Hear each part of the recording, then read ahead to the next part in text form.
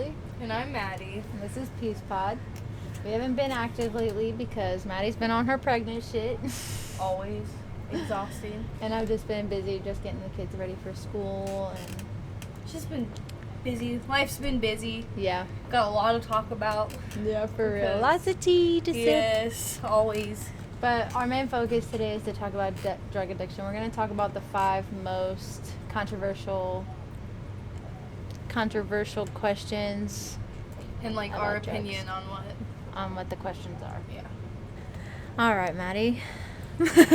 Are we ready? I guess so. How has drug addiction affected your life? Like, what are the people in your life that have used, that has affected you? Have you used all that other stuff? I know we did your story on a couple podcasts back. Yeah, and we didn't really we talked about my story, but there's more factors that go into that stuff. Like, I've had a lot of members in my family, to almost everybody besides like my aunt and my mom are probably the only two in my family that weren't really addicted to something. Just like watching that like all of my life and knowing about what it was, like my biological dad, which I call my sperm donor, and I always will. So I say sperm donor, and that means my biological dad. But growing up with him, and I remember at a young age, like finding needles in the yard and like bringing them to my mom. Like, you remember that kind of stuff, especially at a young age. I found needles in my house a lot too. My mom's a saint.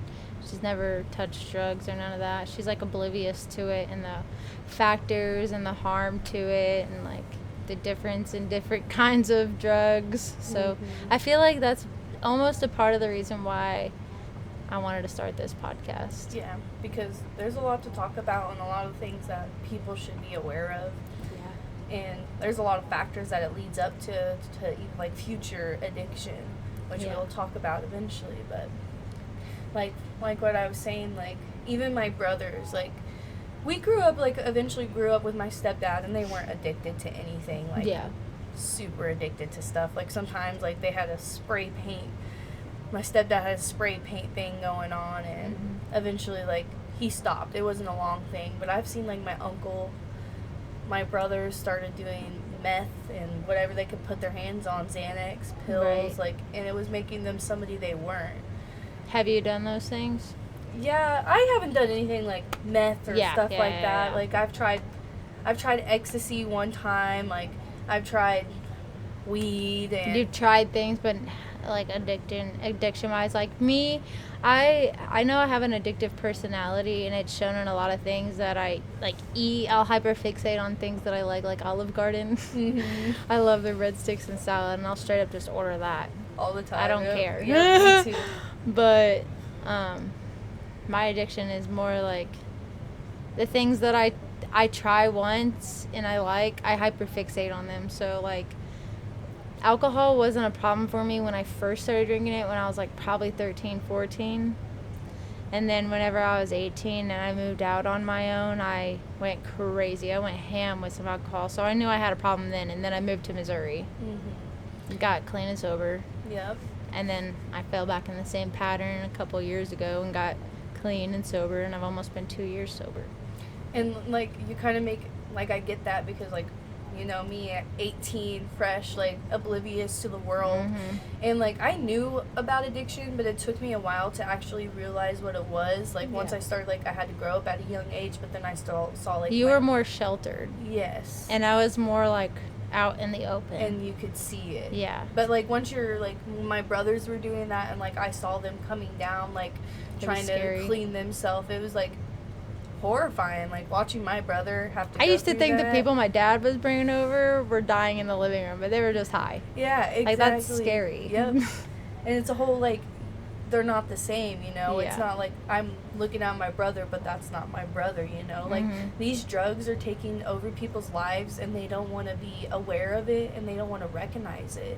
And then there's, like, people in my family that I won't mention, but like they influence people and they make it okay that they do that stuff.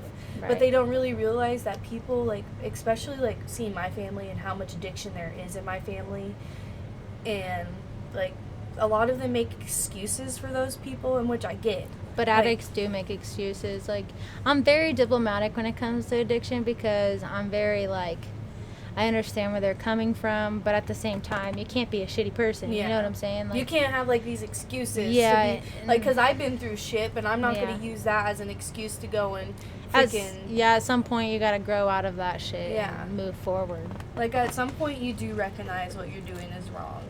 Like...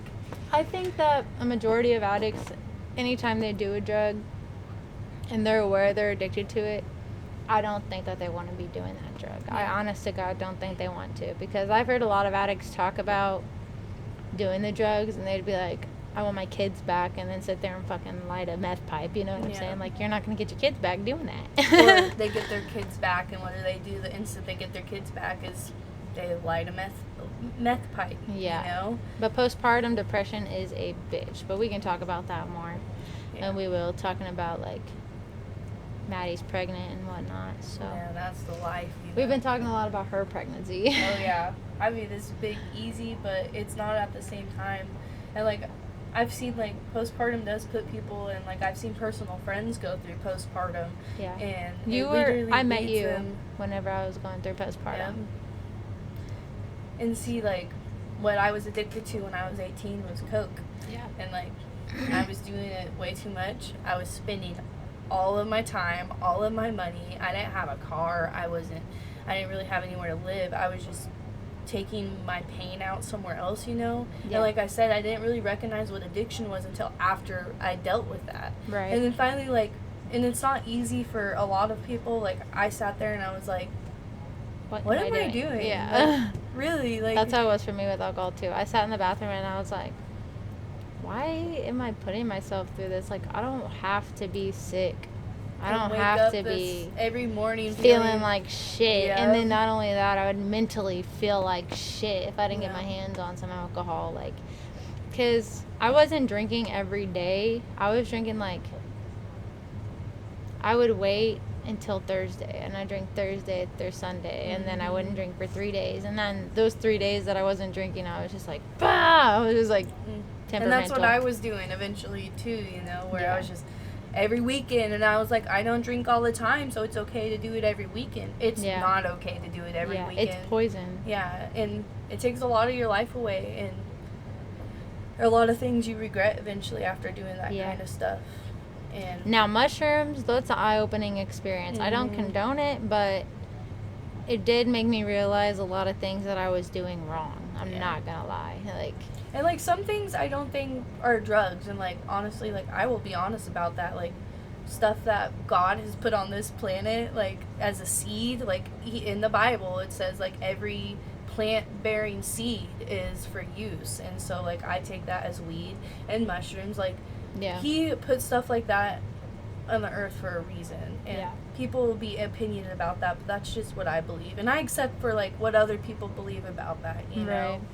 But, like, the main things is, like, what people are doing nowadays is, like, they're doing stuff like popping pills, like Percocets, Xanax. And most Percocets are not real Percocets now. No, most drugs Let's talk about that. Like, anything nowadays, like, if you guys, like, a lot of people like to ignore the news, and I know, like, the news tells you what you want to hear, but at the same time, they are educating you. Yeah.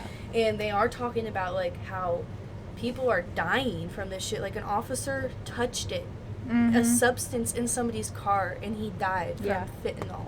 And fentanyl is coming into everything. It's not just fentanyl being fentanyl. It's in Percocets. Like, people don't realize that people from the other country, that's what they're doing. It's kind of like a warfare thing. They want us to be addicted to these things, and people are getting addicted, and they're dying. I think what set off the fentanyl addiction is people realized, like, people were getting prescribed fentanyl patches. Yep, and I know somebody who is smoking fentanyl patches. That's wild. Like, smoking fentanyl patches. And see, like, addiction will lead you to the craziest, like, you'll craziest do anything ideas to freaking get I lost my favorite pair of pants because of getting too drunk, okay? I threw up all over myself. I almost lost my Jordans. It took me a long time to clean the noodles out of them, but it happened. Yep. Like, the heck, I don't have those no more. But, like, even, like, seeing my brother, like, one time, everything, like, he got this big stimulus check, and what did my brother do? He went and got it, spent it all on meth, but guess what? That money he got robbed that night. They didn't give him no meth. They didn't give him shit. He got beat and robbed. And, like, Right. every night he was sleeping under the bridge in freezing cold weather. But I'm not going to be the person to enable that. Like, eventually he's going to have to realize, like, bro, you're at rock bottom. Like, this is either what you're going to choose or you're going to make it better. Right. Like, my little brother, what did he do? He started making it better. Yeah. My older brother, on the other hand, that boy is living his life in prison. Like, that's, like, his thing, you know? But Yeah. that addiction made him somebody he wasn't. Like, my brother will never be the same because he started doing drugs at a very young age, and the amount that he was doing had him, like, Crazy. And my brother won't ever be the same. Well, it's been proven that whenever drug use comes into play with men, it does cause schizophrenia sometimes. Mhm. And that does happen to a lot of people. Yep. I think my dad's schizophrenic, Mhm. but I think that's what drugs really do. And especially whenever you finally wean yourself off of drugs, it's like, You're am still I not the permanently stuck on drugs because I'm Mhm. not going back to myself? I wouldn't know. I haven't done any drugs, but it's just like, from what I've seen, it's like, same. And, like, ugh. I used to work with disabled people, and sometimes these people, like, they'll be perfect. Like, they'll be like us, but all their life, all they've done and known is drugs and addiction and all of this. And then next thing you know, they almost lose their life, and then that's how they permanently are. They're not their self. Right. They're a whole different version of You know themselves. what we should have named this podcast? Hmm. 2 Kids of Addiction. Literally. Because, yeah, we get that stuff Yeah. because We've never been in their shoes, like, sort of, but it's like, we want to know more. mhm. And we want people to be more aware of the perks necessarily, like, more so. The Percocets that are loaded with fentanyl, horse tranquilizer, I'm just saying, like, in general, everything. Like, I've, like, people recently, like, weed even I know has a fentanyl. lot of people, like, some people in Hutch watch our podcast, and, like, you guys watching this, like, they know that one person after another person in Hutch have been dropping like flies. Like, Yeah. crazy stuff has been going on, and people are ignoring the factor that it is going on, and they keep doing the same thing, even Yeah. though, like, people are dying because of this stuff. Like, Right. they're dying at young ages. They have families, they have kids, and And then for the kids that don't have insurance and whatnot, because, you know, they're older now, they're not kids. yeah, and like what I told you earlier, like, my friend told me at a young age, what did he get prescribed for ADHD? He got prescribed Adderall from the doctors. Yeah. And then once you hit 18, what happens most of the time is you get off your parents' insurance, you don't get state insurance, so you don't get your medicine anymore. So what do? Most people go to meth. Most people Buy off the street. abuse Adderall. And, like, people don't even realize, like, sometimes it's even the doctors that are the Yeah. biggest problem. The doctors are the biggest problem. The doctors are the number one factor of opiate use. You get in a car accident, what do you get prescribed? Opiates. You get wisdom teeth prescribed. What do you get? Narcotics. Yep. That's what you get. Yep. Like, anything you do at the doctor's, any kind of pain you're in or whatever, even if you're doing the morphine drip in the ER, like, you're getting a drug. Yep. And their goal is to make you spend as much money as possible. And if getting you addicted to opiates is going to make them money so you can go to rehab and make more money for them, and then come back to them in a couple months because you need more, and then go back there again, you're just giving Making them it- money. Yep. Like, that's what they want. That's what they want from people. And they do. They want people to be addicted to drugs because what does it do? They get people in jail. But there is good doctors. For the doctors Yes. watching, there is good doctors. But I do believe that doctors should be giving healthier solutions, not just freaking throwing pills at people. And maybe even educate people before they start doing this drug. Yeah. Don't just, like, give it to them and not tell Yeah. them, like, And have them what far are the their consequences Yeah, exactly. of doing it. And, like, even before any of this medicine stuff and, like, before all of this pill stuff, like, what did people do back in the day? They dealt with that shit, you know? They Yeah. let their body heal on their own. Like, God made us To the way heal. we are to heal ourselves, you know? Like, some things may take longer and it may hurt like a freaking bitch, but, you know, you have to get over that. Right. Do you want to go ahead and go into our questions? Mm-hmm. All right. So, the first question is addiction a disease or a choice? I think the first time that you do it, it is a choice. Like That turns into, a disease. yeah, Because I believe the same exact Yeah. thing. because you choose, like, you've never done this before, but you know the factors of it. Especially, like, people in my family that's done it. Like, they've seen other people in our family that have done drugs and what it's done to them. So, Yeah. like, you knew what it was going to do to you. And it is But a even choice. some people are sheltered like you, and they don't learn about drugs until way, way, way, way, way too Way late. later, yeah. And my family, I feel like drugs didn't even play a part in my life until I was 12 years old, you know? So it's just about, like, the kind of people you put yourself around. You got to make sure, like, You are those who you hang people, out with. yeah, exactly. Yeah. Those people aren't going to try to get you hooked on something that you're not supposed to be doing. No. And then the next question is, should addicts be punished or treated? I think it comes to an extent. Like, sometimes, like, people do go to rehab and they do get better. But then there is, like, instances where women, like, not women, like, everybody, like, they abuse that, and then they keep what? They get out of rehab and they go right Yeah. back to what they're doing because they're not getting punished. Sometimes, they're not though- getting taught a lesson. Sometimes, though, people get out and come back 6 or 7 times, maybe 10, maybe 12, maybe 15, and then they stay sober. It takes, like, a really good facility to get you And people that actually care. exactly. You need a good facility to get you the help that you need. Yeah. What does that take again? More money, you know? Like, Exactly. some places, they'll let you do that stuff in there. They don't really care. Mm-hmm.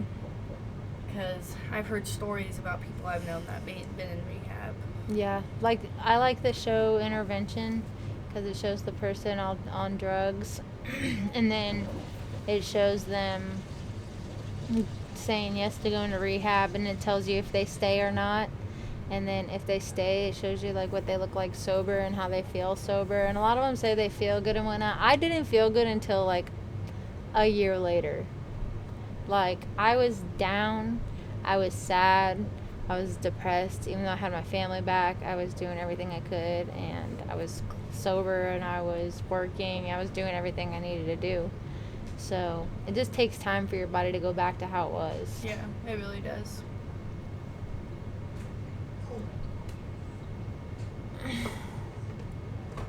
An addict has to hit rock bottom to go get help.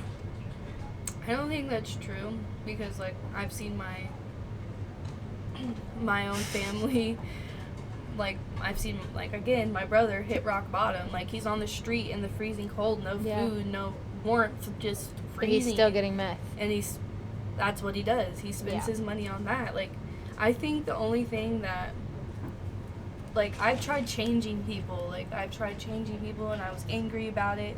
But I had to learn that people, you can't change anybody no matter what. They no have matter to be what ready to situation. change. They have to be ready. And They have having to want- recognize it. Yeah, they have to want to change. Yeah. You bash. I think this question's kind of stupid, but it's on the question, so I'll read it.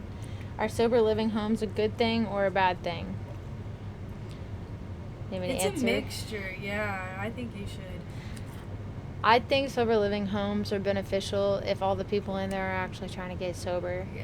There's some Oxford houses that have people that are still using it and just using it to benefit themselves, to have Exactly. somewhere to live and say that they're clean and sober. But if you're in an actual sober living home, to see if they're actually checking on you being sober, you're taking piss tests like every other day or every week or whatever, and you're taking the steps and you're going to therapy and all that, I think it's a great idea if you're actually in it to get sober. Yeah, but then they put people with other people, and again, what that does, that's influencers. But there's also strong enough people that can be around people that are still doing drugs and then change that person's life and influence them not to do it. Yeah, that is true. Because I've seen So. people overcome it. I had close friends that Mm-hmm. have overcome that stuff. And she still struggles to this day, you know, trying to overcome it. It's not as easy as people think. Like, once you're an addict, like, you're going to always be an addict. Like, you Right. think, like, it's going to be okay, but, like, You're maybe never just a going to be little able to bit. go back to it again Yeah. because then you're going to get out of hand with it. Yeah. And there is some people that will get sober and then drink or do their DOC, whatever it is. And there's some people that can be like responsible about it, but it's still like don't just don't do you it know? to begin with, because it's just gonna ruin your mental. Yep, and it does. Yeah, it messes with your brain. It does all. Like, I've looked up scans before of what, like, how long you do something and, like, what it does to your brain. And, like, a snap of a finger, it starts changing your mind. And our brain carries a lot of stuff in there. Yeah. Okay. If you are struggling with drug addiction or you need someone to talk to, there's always a hotline to call or text. You can go to 877-959-6855, and you can text or call that number at any time. There's also places that you can look up rehabs. They're always good if you're actually wanting to get sober and you're not going back and forth. And I know it takes a lot of times to maybe decide if you're going to go back and forth or whatnot, but if you need any sign at all, let it be this. Yeah. Because addiction is slowly every day I see more and more people doing it. It's killing everybody. And it'd be such a great life if everybody just chilled. Like, literally. We can raw dog mental health, and it's hard, and we need good therapists. We need therapists that actually care. We need somebody that actually listens. And even, like, a good support system, like, having good friends that listen to you and understand you. And I'm always here for anybody who needs me to listen or understand. And me too. Like, here's our podcast, you know, like, you guys could message us on that, like, contact us if you need to. Like, yeah. We understand a lot of things and we get a lot of things. And we're not judgmental people. Like, I'm very diplomatic. I can literally be on any side of the fence that I need to be. Yeah. And, like, no matter what, though, we'll tell you the honest truth and what we think is the best option. And, like, either you could take it the hard way or you could do the right thing. And right. Actually listen to us because we care. Like, we're caring people. And we want the best for people no matter who you are. Because life is hard. Yeah. It is hard. Everybody struggles, but you don't have to struggle alone. No. We could do it together, because we struggle us bitches, yeah. Living the life. And God never gives you more than what you can handle. And I always think about that. Anyways, off to a less serious note. I'm going to start journaling soon. I got a little journal for myself that makes me answer questions that, like, there's nothing more important than loving yourself. So staying on track with loving yourself should always be a priority, and I feel like I've lacked it the last however many years I've been raising kids. But I think whenever they go back to school, I'm going to start hanging out in the coffee shop and reading books and maybe making some TikToks and hopefully continue doing this podcast. Just being more active, because, again, when you're not, like, we've both been in kind of a bump lately, you know, where life's just been hard and taking over once again. But, yeah, taking it all away. But we got to start making time for ourselves, because it is important to make that for ourselves. I can't be preaching to you guys to do self-love and love yourself and not have do peace it and love. ourselves. Whenever I'm in a dark place, I'm angry, and I don't want to be talking to you guys about that when I'm not in that kind of headspace. Like, my favorite thing to do is, like, take a shower and do my face treatment and then do my makeup, like, just to make myself, like, I'm actually doing something, you know, like, every day I make sure I do a load of, like, dishes, a load of laundry, like, I keep up, I sweep.